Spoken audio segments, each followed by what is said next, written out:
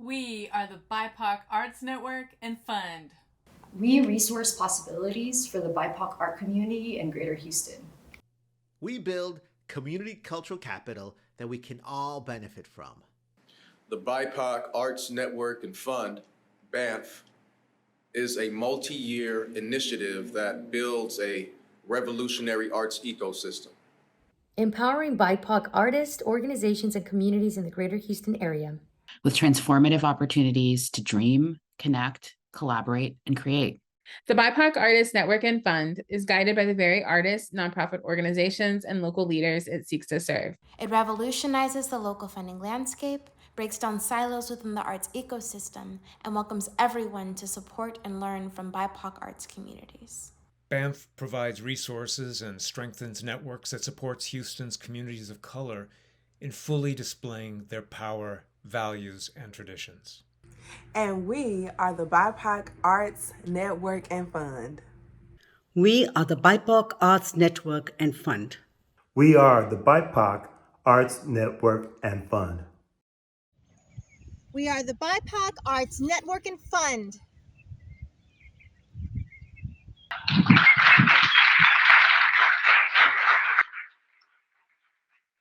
Good morning, everyone.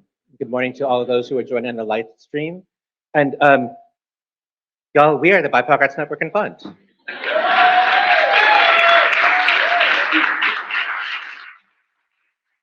Thank you all for being here. And for all of you, we are here in the fabulous DeLUXE Theater, the heart of the Fifth Ward Cultural District. As we gather today, and as many celebrate Dia de los Muertos, I would like to extend my gratitude and honor to those who have come before.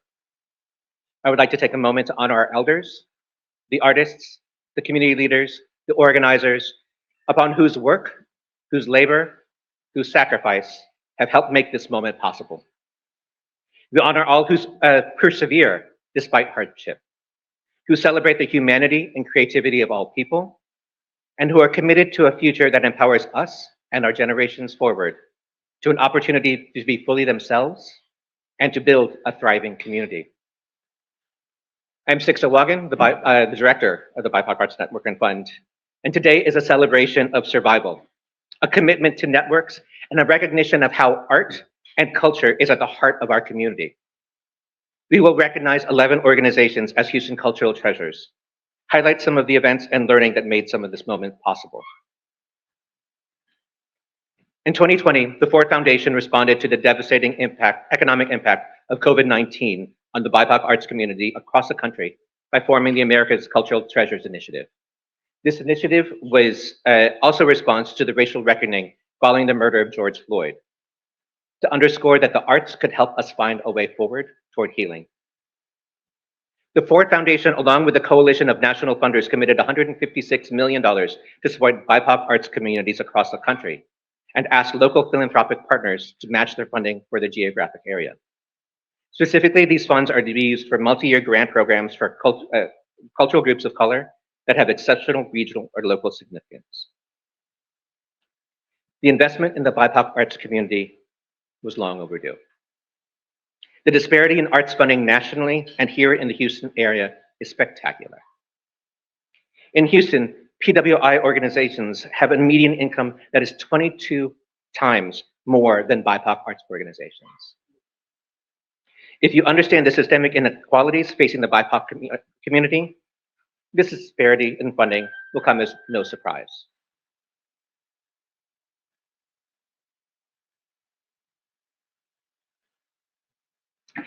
In Houston, the BIPOC Arts Network and Fund was created with $12.4 million to support BIPOC artists and arts organizations.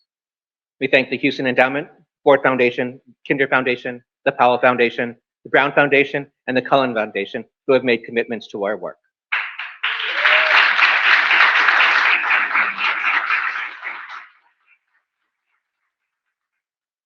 We launched in September of 2021. It's been 2 very exciting and long years. Over the past 2 years, we've made some significant progress, and I'd like to invite Kelly Willits of the steering committee to share highlights of our progress with you.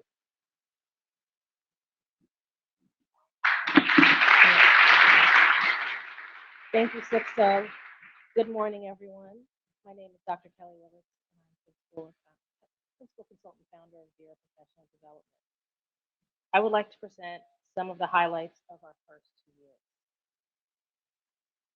As the only regional initiative that is not embedded in the foundation, we are intentional about working with and for our communities. Our leadership team brings philanthropy, artists, arts organization leaders, and community leaders together to listen, learn, and respond. We've built community design and review teams whose work repairs histories of inequitable access by centering on humanity, care, and the recognition of voices that have had a direct impact with organizations and artists. Our first funding strategy was to invest $2 million into BIPOC founded and led organizations who needed urgent support in the face of a pandemic and other compounding crises.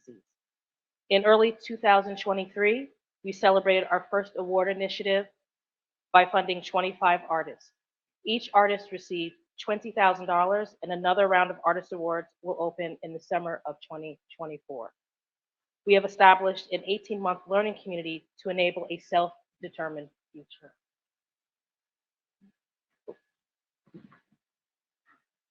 Already, we spark changes in the ecosystem. We will continue to learn and document the impacts of our work. I am now pleased to introduce Long Chu with Houston Endowment to share our next strategy, Houston's Cultural Treasures. Thank you.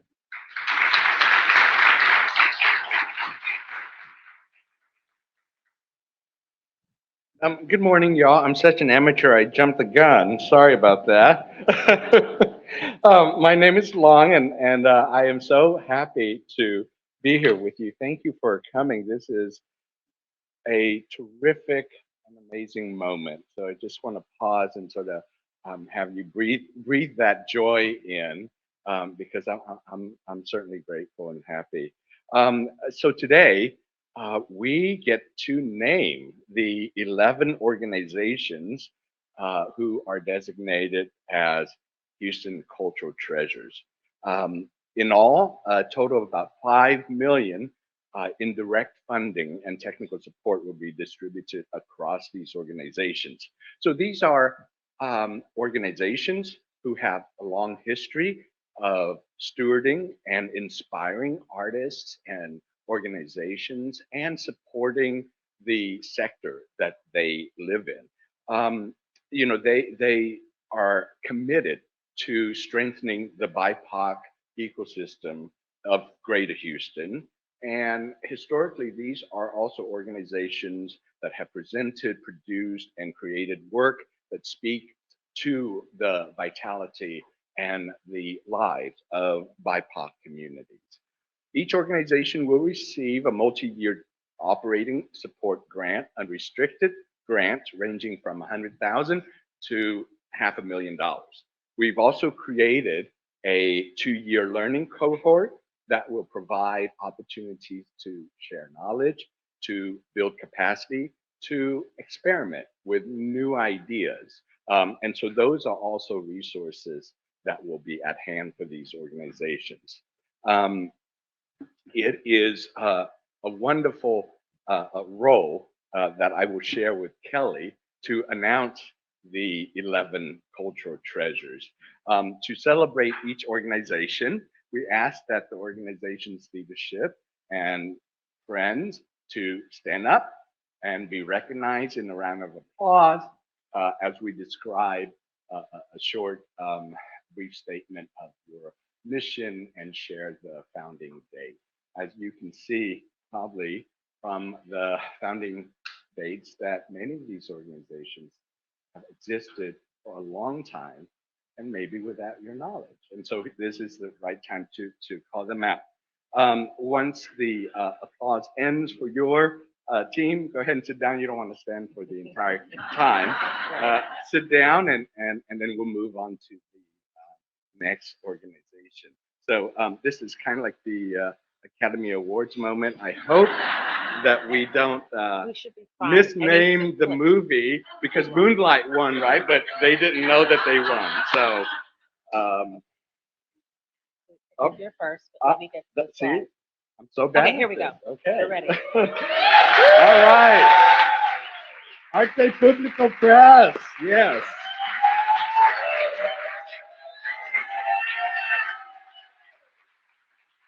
Founded in 1979, Arte Público Press is the United States' premier and most extensive Latino publisher. Please take a moment to celebrate the founder and director, Nicholas, and for the vanguard work that you have done for our community. Thank you.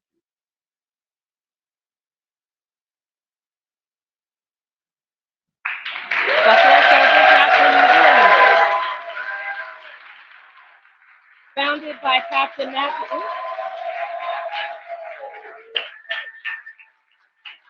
I will take a moment. People need to receive their flowers while they're here. I'm here for the hand clap. Okay. Founded by Captain Matthews in 2000 to explore and display the stories and contributions of African Americans in the military, Buffalo Soldiers National Museum is currently led by its CEO, Desmond Bertrand Pitt. Let's recognize Buffalo Soldiers National Museum.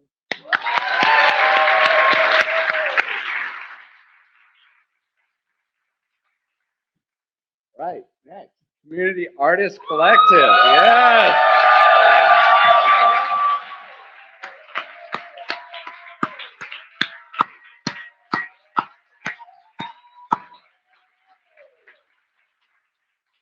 Co-founded by veteran community culture bearer Michelle Barnes and Dr. Sarah Trotti in 1984. The Community Artist Collective mission is to provide the education and cultural link among African American artists and all communities, inspiring unlimited creativity. Thank you for your work.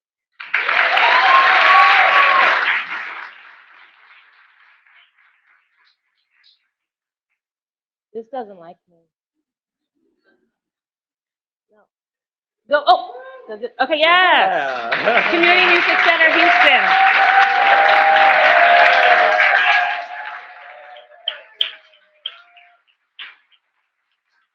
Established in 1979 by Ron Scales and Patricia Johnson, the Community Music Center of Houston preserves Black music traditions through education, performance, and community engagement.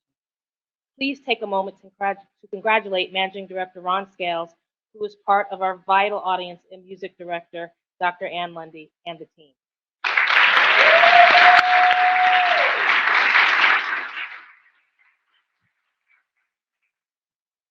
HMAC.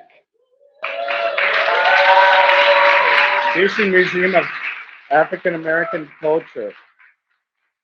The entity was founded actually in 1999 under the leadership of Mayor Lee Brown. HMAC is currently led by CEO John Guess. Since 2001, they have served as a cultural gateway, uniting people to exchange and intertwine narratives that honor and expand the African American legacy. Thank you very much for your work.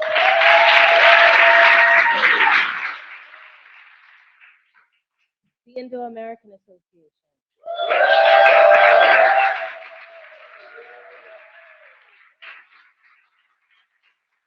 Founded in 1993 by Dr. Hari Dayal, the Indo-American Association is amongst the longest serving organizations in North America focused on preserving Indian performing arts. Let's celebrate Executive Director Sheetal Bedi and the Indo-American Association.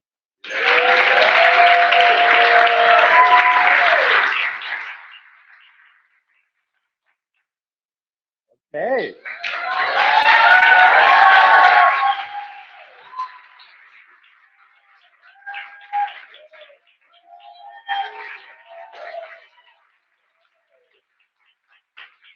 Affectionately known as MECA, Multicultural Education and Counseling Through the Arts, was founded by Alice Valdez. Yes, yes. In 1979, MECA is a community-rooted organization dedicated to nurturing the holistic growth of marginalized and underserved families. MECA recently named Executive Director Armando Silva to succeed Alice.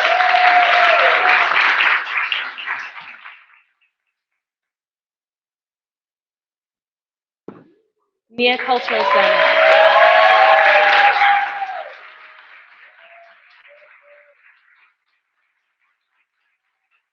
Since 1996, the Mia Cultural Center has been dedicated to the preservation and dissemination of the rich historical tapestry of Galveston's African-American community.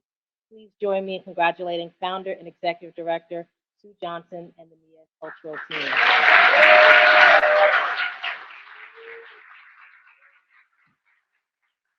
Esa palabra, Latino writers having their say. And they are having their say today. Founded in 1998 by Tony Diaz, Nuestra Palabra promotes and defends Latino literacy, literature, and culture. Tony's in Chile, but we have a state poet with us. Thank you very much for your work. Shape Community Center.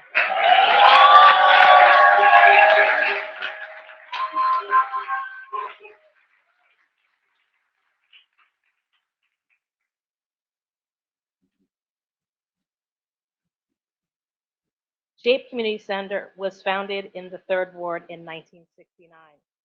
Since then, co-founder and executive director Deloitte Parker and the community have built Shape into a comprehensive and holistic community institution. Please celebrate Shape and their deputy director, Chandra Mohammed. Congratulations.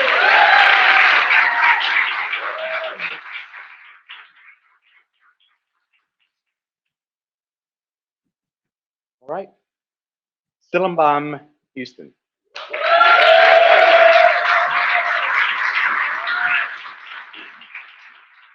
This organization was founded in 2002 by Lavanya Rajagopalan.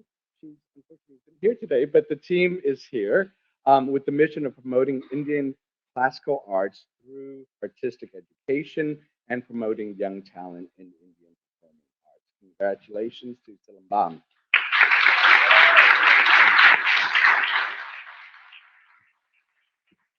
See, I can't control y'all. Y'all just keep on. Go ahead and celebrate. So to all of our Houston cultural treasures, congratulations.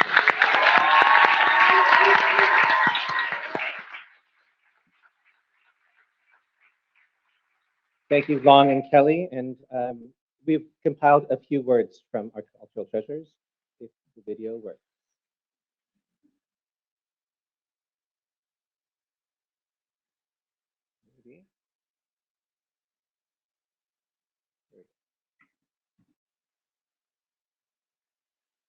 Hi, I'm Nicolas Canelos. I'm the director of Arte Público Press.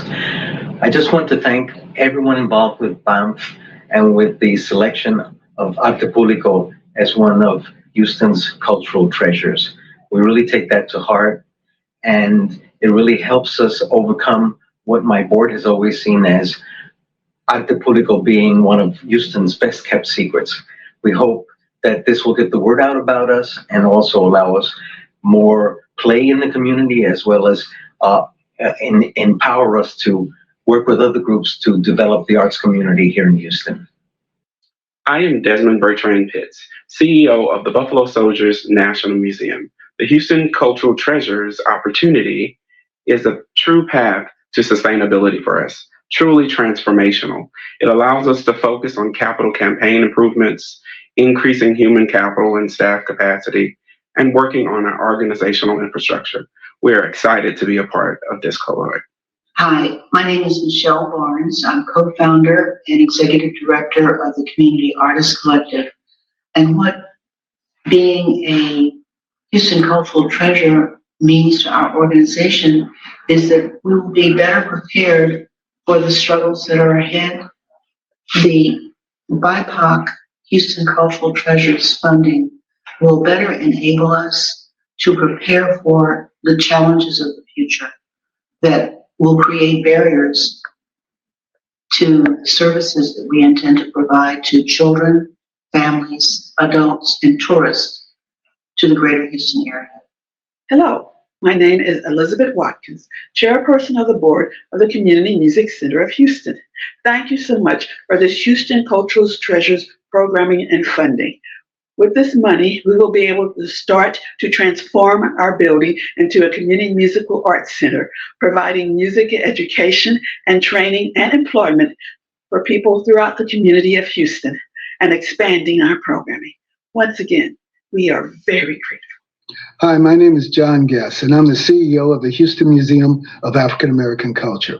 We're thrilled to be judged a cultural treasure. It means so much to have this designation where we are recognized for the work that we do extensively in the community. This is Sheetal Bedi, Executive Director of the Indo-American Association of Houston. We are humbled and thrilled to be recognized as a Houston Cultural Treasure. This award has great significance for IAA. In our 30-year history, we have tried to explain our existence, and now with the bestowing of this award as one of Houston's cultural treasures, we look forward to nourishing our collective roots so that the next 30 years will ensure the growth of strong limbs and our branches will provide shade for other BIPOC communities. Thank you, BANF, and congratulations to our fellow awardees. I'm Sue Johnson, founder and executive director of the NEA Cultural Center. NEA Cultural Center was founded in 1992 in Galveston, Texas, the birthplace of Juneteenth. I'm filled with joy to be recognized as a Houston Cultural Treasure by the BIPOC Arts Network Fund. This gift will help us to build capacity, expand our programming, and to make valued connections with other regional Black arts and culture groups. Thank you, thank you, thank you for this transformational gift. Hi, I'm Chandra Muhammad, Deputy Executive Director of Shape Community Center. We are so grateful and honored for this award. I still can't wrap my head around just how transformational this can be for Shape and for the community. We celebrate 55 years next year, and this award truly helps us to ensure that Shape is here for another 55 and beyond. Thank you so much. I am Lavanya Rajagopalan, Executive Artistic Director of Silambam Houston, an Indian classical arts organization. We are happy, honored, and humbled to have been designated a Houston Cultural Treasure. This is transformational not just for our organization, but for the BIPOC arts ecosystem at large in Houston. We thank the BIPOC Arts Network and Fund, and for all of the funding entities behind this initiative for their vision in creating this path forward for BIPOC art and artists in our community. Thank you.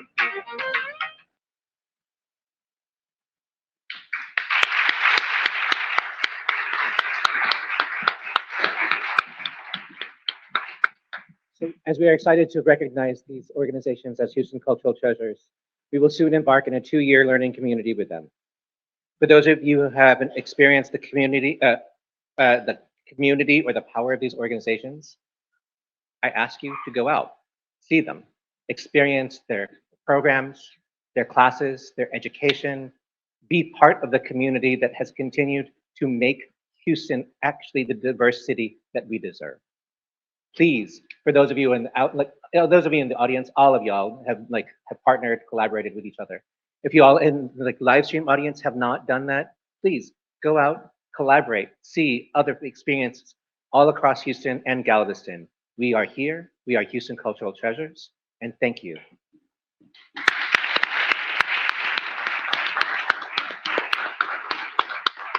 So we're going to transition into our panel discussion, State of the Network.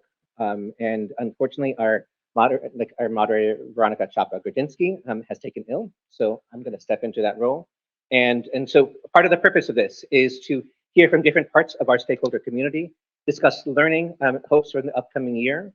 And then if you all can see the bios of the panelists with the QR codes that are on your name tags, so that you have full bios on that component. So I'll transition.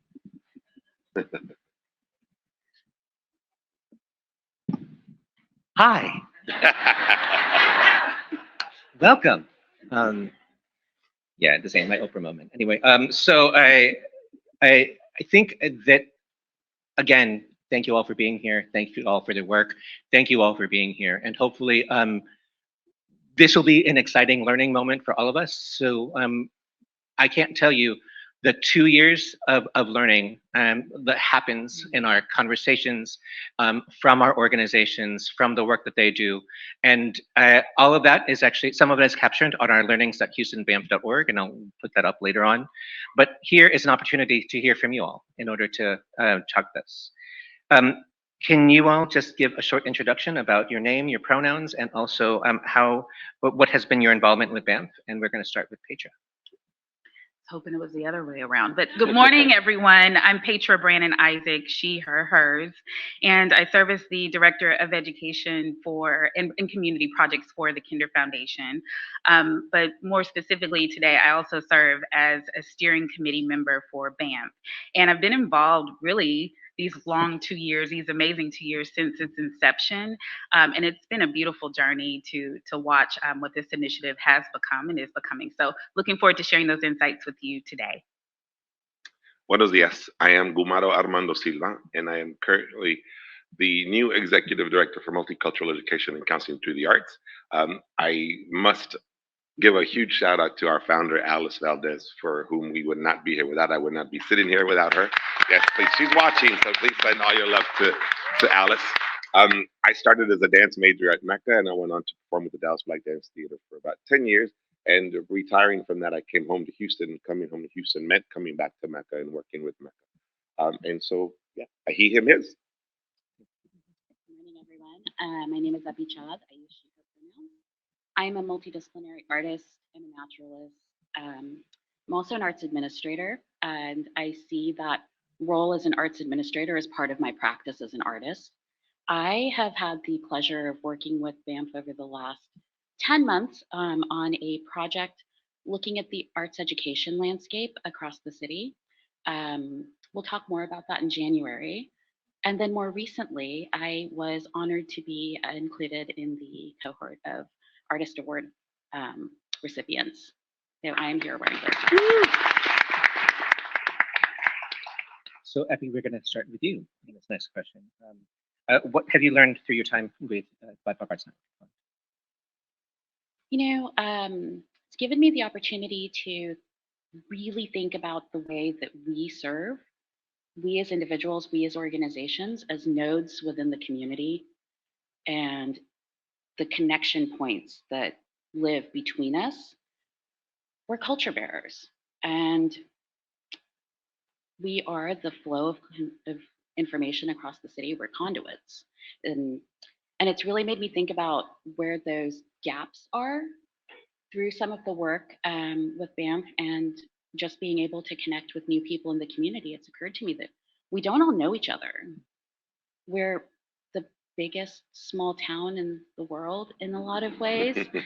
And we are overlapping in so many ways, but we're not overlapping in other ways.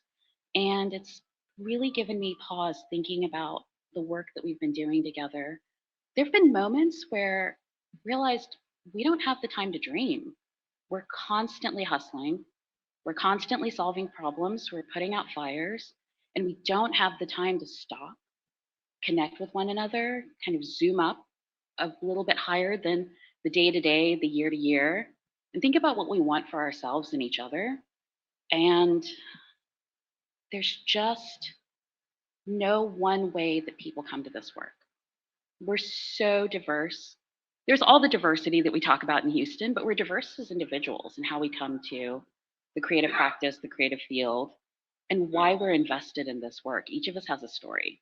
Each of us came to be invested in our community for a completely different reason. But we're so invested in that work that we don't get to take breaks to just talk to one another, go grab a cup of coffee, learn. I don't know what Armando's doing next week. I should know what Armando's doing next week. My biggest takeaway so far, I think, is that we're living inside structures that we didn't necessarily build for ourselves.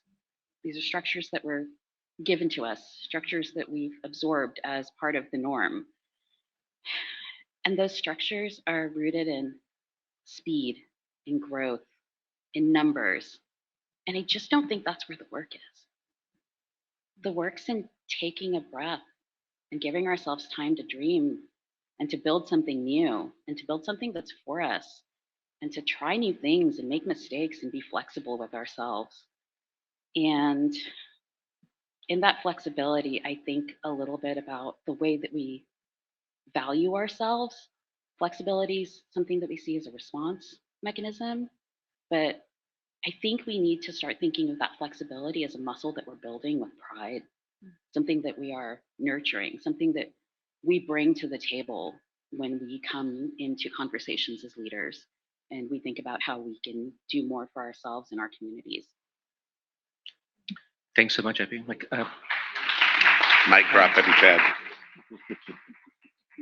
Thanks for, I think part of what we've also seen is that so many of us, because of underfunding, resourcing, we are in a state of crisis, constant what is going on, and constant production, because we believe that we need to do something more for the next grant, for the next opportunity. And as you said, it doesn't give an opportunity to stop and breathe. I think one of the things about the pandemic is that we had to. We understand after George Floyd and with the pandemic how important breathing is. So how do we, as members of our community, actually give each other the opportunity to breathe and dream in space?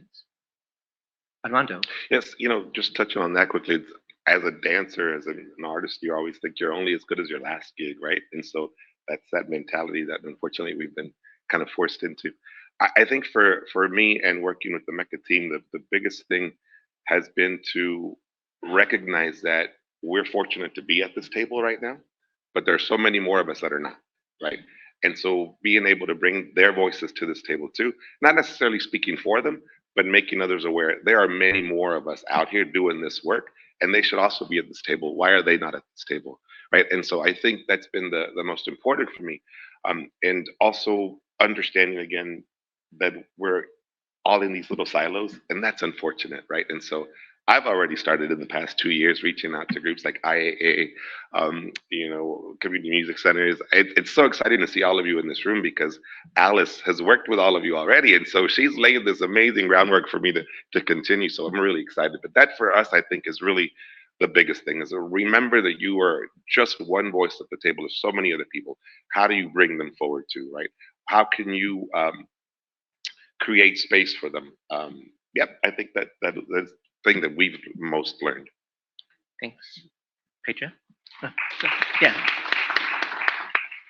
I'll share a little bit more from a different vantage point, which is seeing this process play out. I come to this work from a different sector, and so kind of being a part of so many artists and just the rich tapestry of arts work in Houston, I felt like an outsider initially, and I also felt like I had so much to learn. And so I'll say that's the first thing, is just being able to learn, because you all have been able to share your rich stories of persistence and of thriving in a way that allows you to show up and hopefully be your whole selves. And to me, that's been the greatest joy. I mean, I'm a native Houstonian, and I think we all know, wherever you're from, you can be from your city and not really fully know all of your city and what it has to offer and the treasures that are sitting. I don't want to use the phrase right beneath your nose, but just like there in front of you, but you don't necessarily know the origin stories of those organizations. And that's what I felt through this process. Being connected very much to Third Ward in my childhood, I heard about Shape Community Center. I didn't hear about Community Music Center, just didn't know, and I was able to connect both of those to a church that I've been a member of, learning about their origin stories. And like, to me, that's huge to know the history of where this work started, and where how far it's come over the last several decades. So for me, that was beautiful. And then to learn about organizations that I had never even heard of, like Salam Bomb, and to know what they're doing to forge a pathway for Indian classical dance, to show that is something you can do beyond your formative years, like to just understand their passion for that has been amazing. So I think the learning is huge, but also just process. I have learned from this that it is possible to do things differently. And when you have initiatives like this, it's very easy to do it behind closed doors and do it from the top down. It's very often that you see people prioritize efficiency over equity and inclusiveness, that you see a priority of healthy skepticism over just sheer, inquiry and being inquisitive. And I think that that's what BANF has done. And I think that that should really be shared in terms of it's possible to do this again, in other initiatives where you're selecting or figuring out how to resource groups that have been marginalized, or underserved.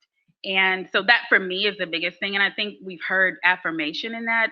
Houston is one of 7 regions that receive the generous funding from Ford Foundation. And we do keep in touch with the other regions, and they're doing great work. But what we have also heard is that as they've reflected on this work, which they may have finished sooner than we did, at least their initial rounds, that they are reflecting on things that they could have done differently, or parts of the work that might have been, kind of, progressed through faster than they wanted. And I think that some of the reflections have really spoken to what we have chosen to do in Houston, that is a bit messier, much longer, a bit more nuanced, but certainly more catalytic towards just honoring and acknowledging the just great work that so many of our artists and arts organizations have done. So for me, it's the sheer learning of your stories, and also just a process and a model that says we can do things differently than we've seen before.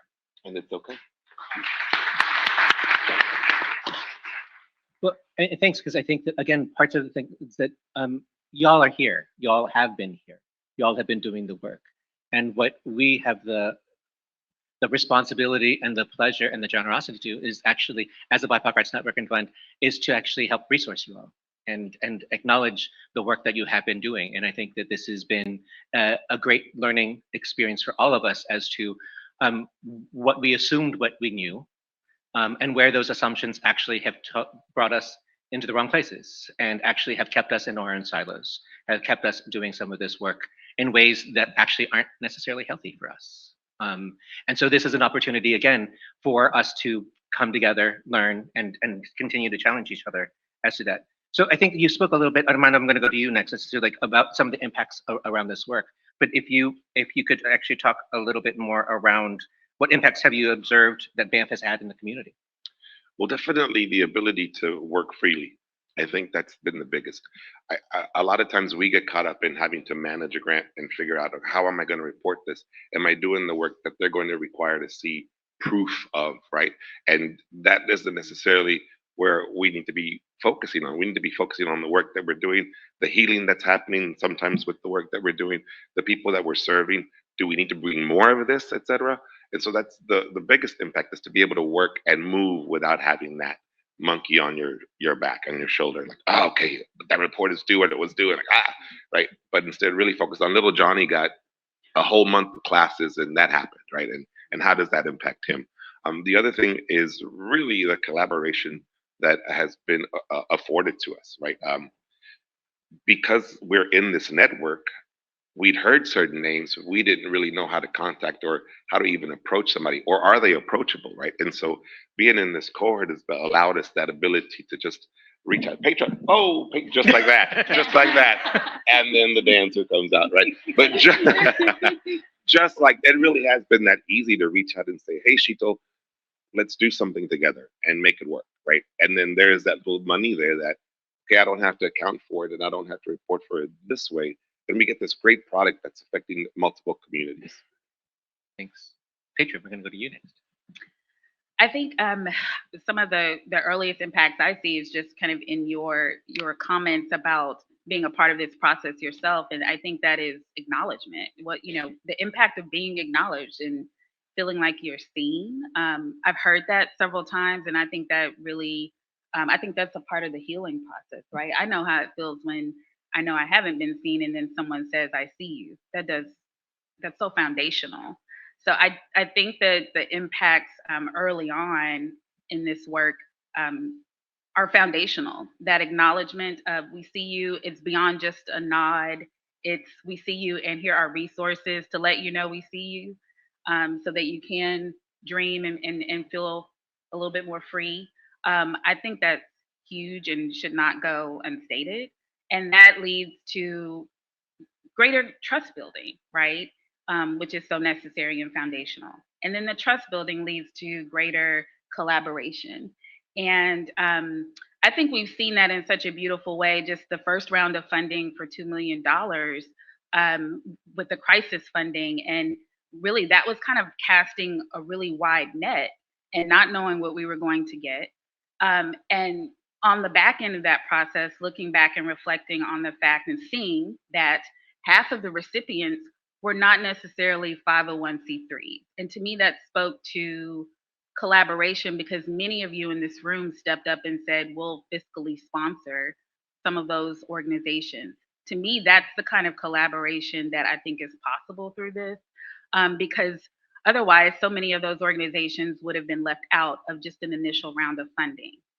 But because of the way that we approach this in our principles, I feel really proud to say that. So I think those are the early impacts, and we're really just starting.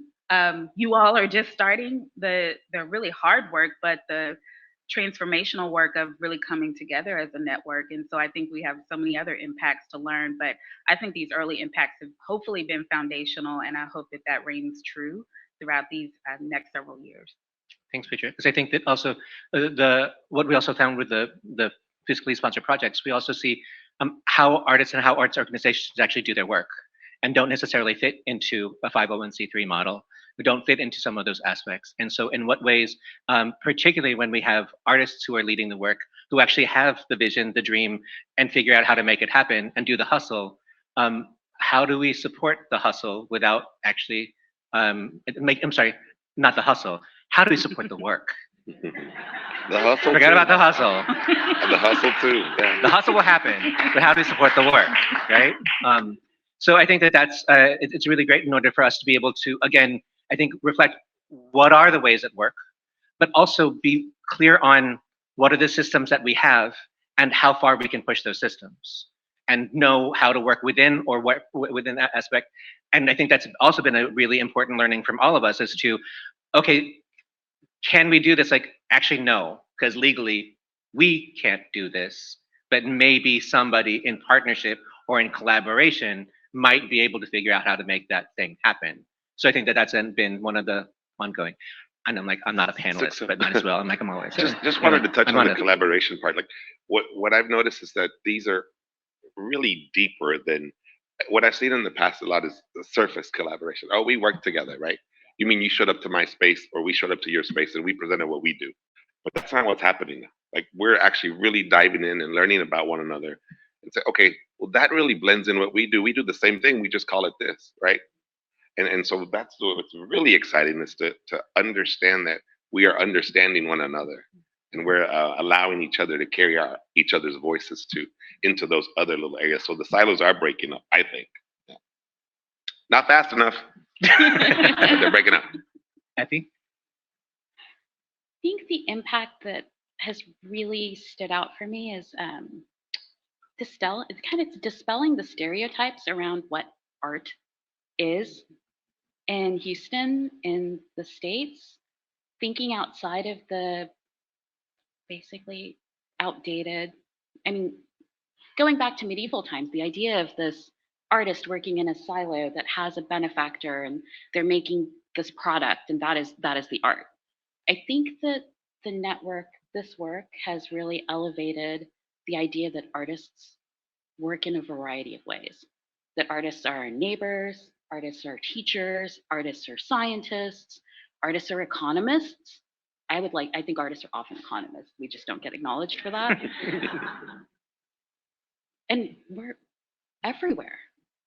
And we don't have to work in the ways that have come before us to be considered artists, that the network is continuing to lift up voices of people who are doing wild new things and redefining what art can mean, redefining what the community connector means within the arts, and giving artists a platform that allows them to do things their own way, not have to follow in the footsteps, but to make new footsteps, And we can learn from what's come before us, but this gives us the opportunity to really grow and explore and experiment. And I don't want to say make mistakes because they're not mistakes. They're just part of the process. Kind of think of the network as similar to like neural networks and pathways. And we as the artists are those synaptic firings. And we're creating these connections that are being resourced. And all you have to do is resource artists, and we figure it out. We actually tend to know what we're doing a lot of the time. The idea that all it takes is a little bit of resourcing and a little bit of support to connect us to one another, and then the work just happens. And I think the other big impact is the trust that comes through this work from BANF, from the supporters of BANF, from that bigger picture of community that's made this all come together. It's like a platform for us to think about the way that we work in a completely different way and to do it fearlessly because we know we have support, we know we have people that we can lean on, and that we don't have to worry about messing it up. There is no messing it up. It's all part of the process.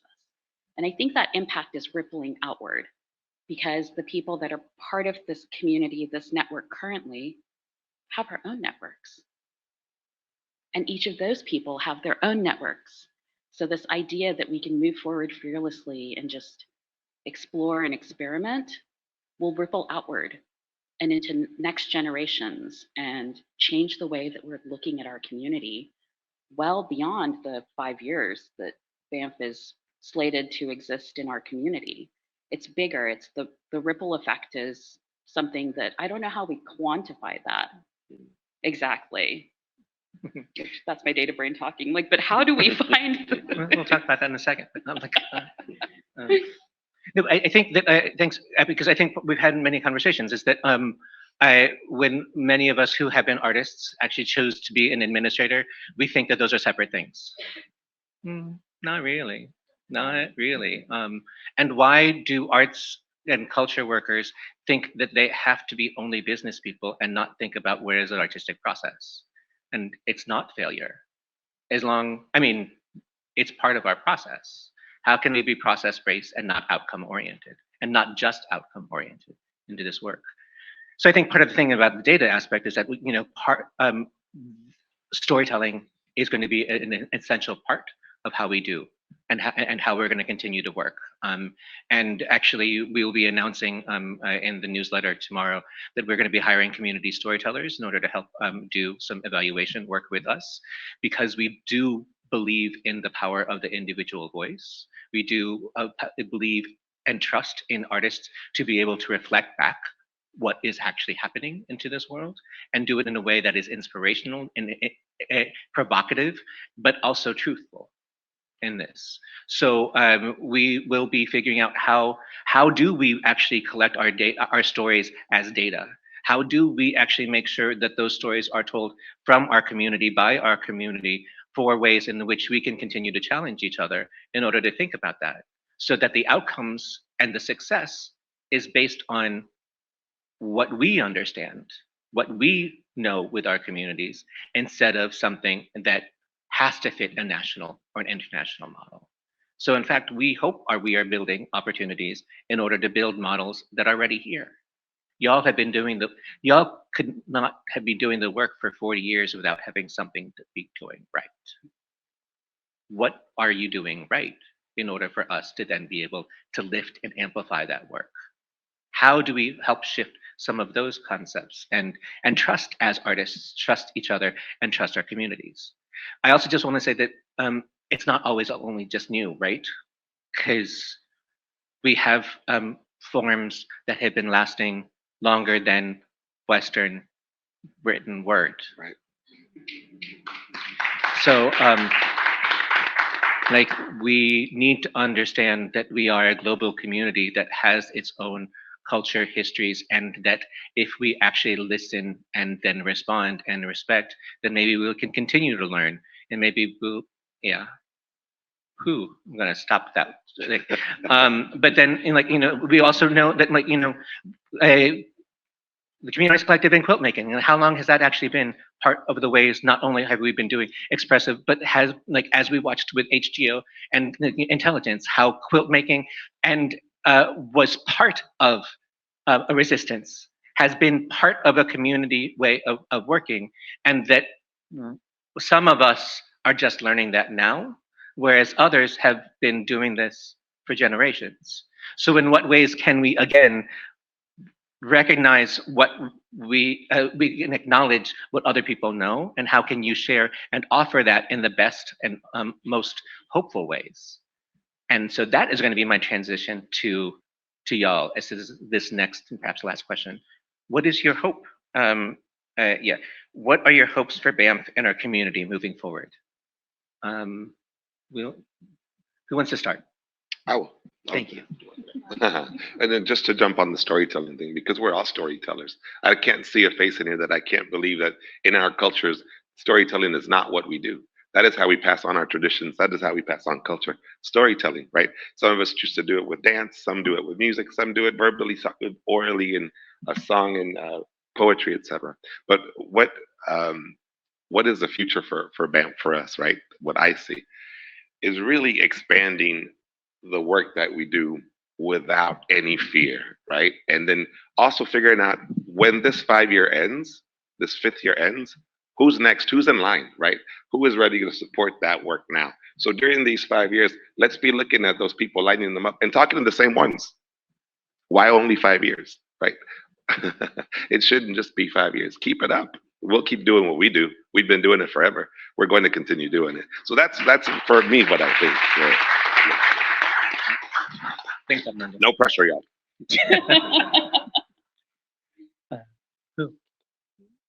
Well, I'll piggyback that. Yes, what is beyond 5 years is definitely the question, and I think about because BANF is an initiative, right? And it's been beautiful to see so many resources flowing, but it's still finite. And so I think what I hope is that every participant in the networks and the cohorts that are being built just really lean into what does it mean to strengthen that ecosystem and the BIPOC ecosystem, but also strengthening the entire arts ecosystem and saying we're here just as much as other mainstream organizations are here, and we need to be working together in a way that outlasts any initiative that is currently present. And I think if you take the headline approach and look at I am not wishing on any other pandemic or anything to happen, but we know that it could be inevitable. And if that is the case, what's the headline for the BIPOC arts and broader arts community coming together and saying, we saw how this happened the last time and we won't let it happen again, where so many organizations have been forgotten about. So this time we have a model. This time we know how to reciprocate and support each other in the areas they need most.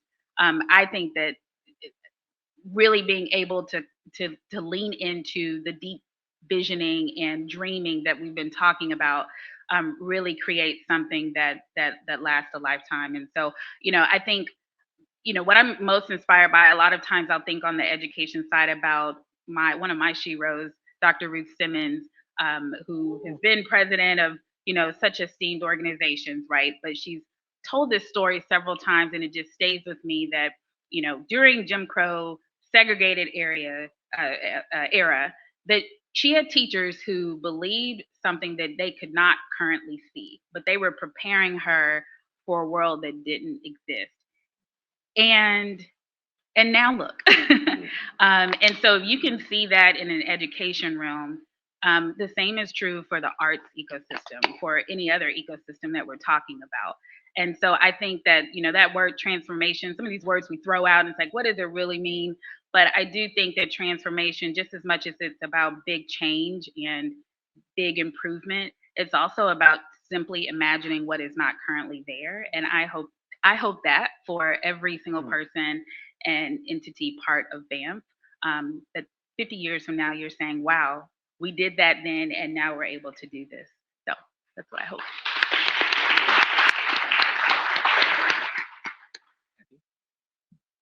I look forward to a deepening of this connective tissue The building of relationships framed on respect and trust, resource sharing, idea sharing. I always think about when I'm thinking about working with someone, what does that require? And my motto is don't work with people you wouldn't have a drink with. And I think of Whatever that drink might be. whatever, fill in the blank on the drink. However, I think that there's something important about the relationships being based in friendship, based in true community, and not just about the work. And I want to see that continue for us. Yeah.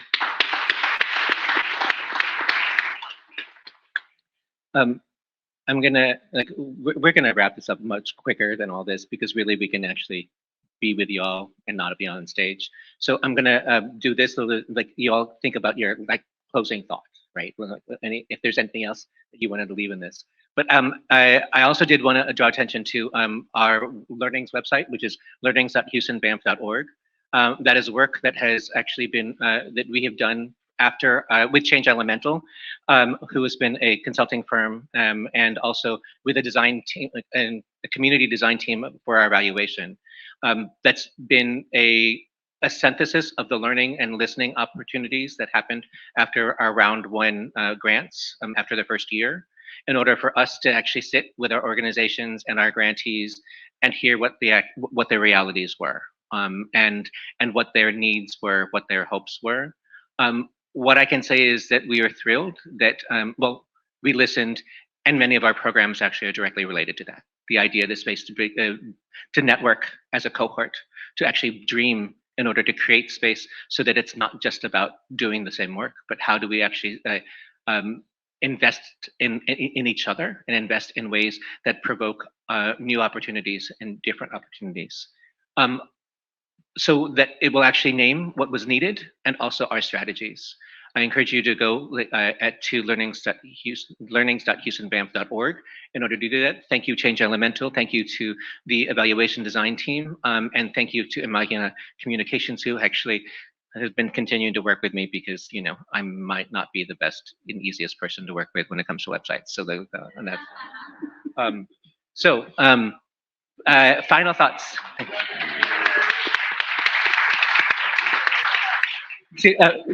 So we're going to stop this earlier so I can cry in the back room, and then it won't be pretty on stage. So great. Final thoughts. We are going to start with Epi, Armando, and then Pedro. My final thought is one of gratitude for BANF and the supporting structures for trusting artists and for uplifting us in the work that we do and making space for us to be who we are. Thank you. I think for me is just to remind everybody that at least the organizations that I've seen here, you know, Michelle didn't set off to start this thing for it to be this recognized organization, to be a historical treasure, right? A cultural treasure. It was because the work was needed, right?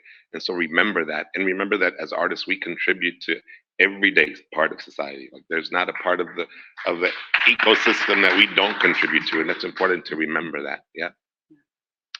I have two final thoughts, and since I'm last, I'll just take the point of privilege and say one. My final thought is I'm walking away committed to really getting to know even more about our cultural treasures in a personal way. And then my other final thought is that this just simply couldn't be done without great leadership. And I know he doesn't appreciate me doing this, but I just want to acknowledge Sixto for his leadership.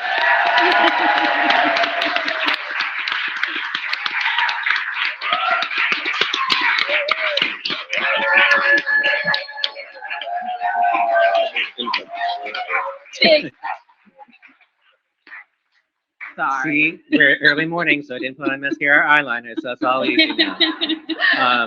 Well, let me just say this because don't let the eyeliner run. But I will just say that I didn't know Sixto before this. I'd heard his name, but being able to just through this process find a leader, we even incorporated that in the early hiring process with Long Chu at Houston Endowment.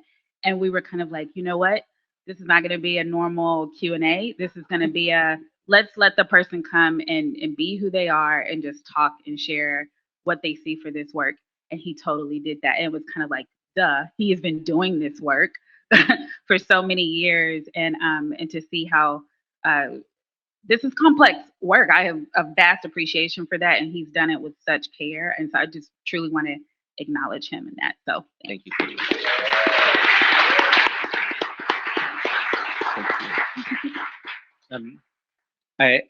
If I have a final thought, it is we are here. We are thrilled to be able to recognize each and every one of you, but there are other treasures that are out in the world. There are other community and artists who are able to do the work and who are doing the work. There is more need than we have opportunity and with these resources with the BIPOC Arts Network and Fund. Why we continue to share these resources and these ideas is we invite our other partners, other people in the community, other people outside in order to help respond to those needs. Help us actually lift up our communities of color so that when the next crisis happens, because you know there will be another crisis, that our communities of color will not be the last to receive resources, will not be the ones who will suffer the most in terms of deaths or other adverse reactions, but we also recognize that we are a network who are there for each other in support, in crisis, but we need to be a network to support each other in thriving. So thank you all very much.